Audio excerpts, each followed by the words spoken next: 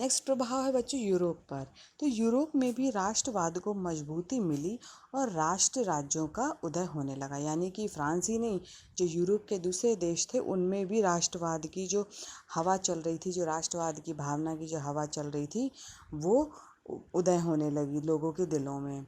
Next है, लोकतंत्री सिद्धांत को विश्व आधार मिला तथा सरकार जनता द्वारा तथा और जनता के लिए होनी चाहिए, इस विचार को बल मिला। यानी कि पूरे विश्व में क्या हुआ कि जो लोकतांत्रिक सिद्धांत था वो अपनाया गया और एक मतलब सरकार बनी जो जनता के द्वारा चुनी जाती थी और जनता के लिए चुनी जाती थी। इस विचार को यूरोप में ही नहीं पूरे देश में इसको अपनाया गया। नेक्स्ट है, यूरोप में भी सामाजिक विचारधारा का प्रचार होने लगा, जिस कारण सामाजिक, आर्थिक, राजनीतिक समानता के सिद्धांतों पर बल दिया जाने लगा। ठीक है बच्चों।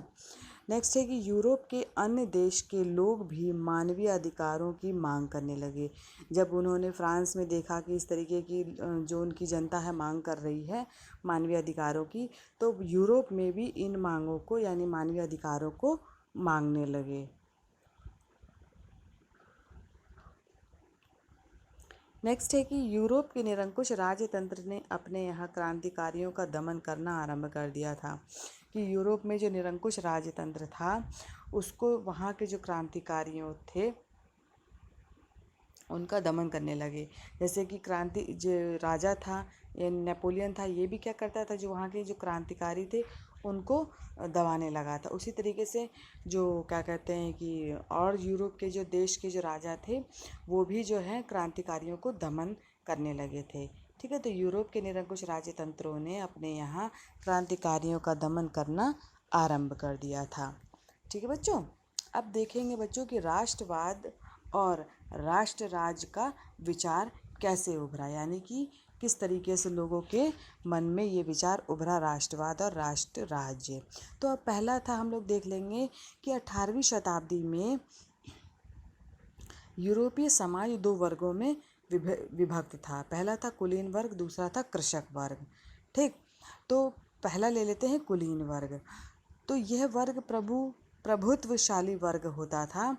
अमीर लोग इसमें होते थे। वे ग्रामीण इलाकों में जायदाद और शहरी इलाकों में हवेलियों के मालिक होते थे। यानी कि उनके जो शहरों में क्या होती थी, हवेलियाँ होती थी, और गांव में क्या होते थे, उनकी बहुत सारी खेती होती थी, ज़मीन होती थी। ठीक है, ये फ्रेंच भाषा का प्रयोग करते थे क्योंकि फ्रेंच भाषा प्रभुत्वशाली लोगों की भाषा मानी जाती थी। और ये किस भाषा का प्रयोग करते थे, फ्रेंच भाषा का। ये ऐशो आराम की ज़िंदगी जीते थे। ये छोटा वर्ग था। उनके परिवार अक्सर वैवाहिक बंधनों में आपस में जुड़े रहते थे। यानी कि जो कुलीन वर्ग था वो आपस में ही अपने बेटी और बेटों की शादी कर देते थे। ठीक है, इसलिए वो आपस में रिश्तेदार हुआ करते थे। और ये छोटा वर्ग था, यानी कि ज़्यादा बड़ा नहीं था। नेक्स्ट था वर्ग बच्चों कृषक वर्ग। तो यूरोप में जनसंख्या के लोग कृषक थे। यानी कि अधिक जो जनसंख्या थी वो कैसी थी, कृषक थी, जो कृषि करती थी। पश्चिमी यूरोप में कुलीन वर्ग कृषक वर्ग को ज़मीनें किराए पर देते थे। यानी कि जो पश्चिम साइड में थे, पश्चिम यूरोप में जो राजा महाराजा थे या जो और भी कुलीन वर्ग के लोग थे, वो क्या करते थे, किसानों को अपनी जो है ज़मीन जो है किराए पे देते थे और काश्तकार खेती करते थे। और जो वहाँ के जो काश्तकार थे वो खेती करते थे उस पर। जबकि पूर्वी और मध्य यूरोप में भूमि विशाल जागीरों में बटी थी, जिसमें क्या करते थे, भूदास जो थे वो खेती करते थे। अर्थात इस क्षेत्र में कृषक वर्ग को कुलीन वर्ग भूदास बनाकर रखते थे। यानी कि पश्चिम यूरोप में नहीं रखते थे, लेकिन पूर्वी और मध्य यूरोप में जो कुलीन वर्ग था वो कृषक वर्ग को भूदास बना के रखता था। नेक्स्ट विचार किस तरीके से उभरा है, तो यूरोप में मध्यम वर्ग का उदय का कारण देखिए। तो पश्चिम और मध्य यूरोप के भागों में औद्योगिक उत्पादन और व्यापार में वृद्धि से शहरों का विकास और वाणिज्यिक वर्गों का उद्भव हुआ।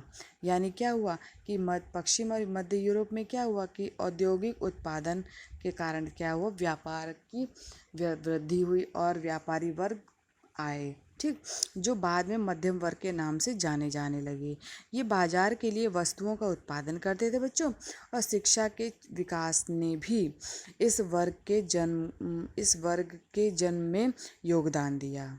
जब कार्यालय का कार्य करने के लिए विभिन्न अधिकारियों की आवश्यकता अनुभव हुई, या फिर शिक्षा के ही क्षेत्र में पढ़ने के लिए शिक्षकों की आवश्यकता अनुभव हुई, तब इस वर्ग का उदय हुआ।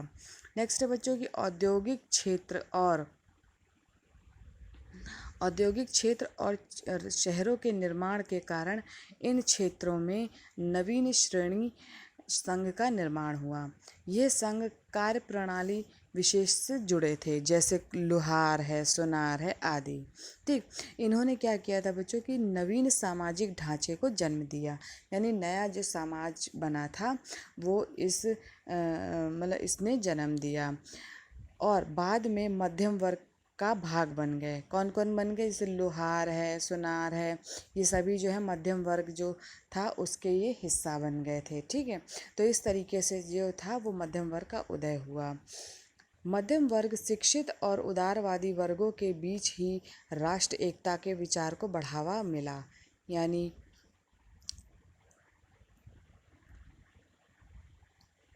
जो मध्यम वर्ग था, शिक्षित और उदारवादी वर्ग के बीच ही राष्ट्र एकता के विचार को बढ़ावा मिला। यानी इन्हीं तीनों के बीच में जो राष्ट्रवाद की जो भावना थी या उसकी जो विचारधारा थी उसको बढ़ावा मिला या बल मिला, ठीक बच्चों। तो आज की कक्षा में बस इतना ही। नेक्स्ट क्लास में हम लोग नेक्स्ट टॉपिक पढ़ेंगे। धन्यवाद बच्चों आज की कक्षा के लिए।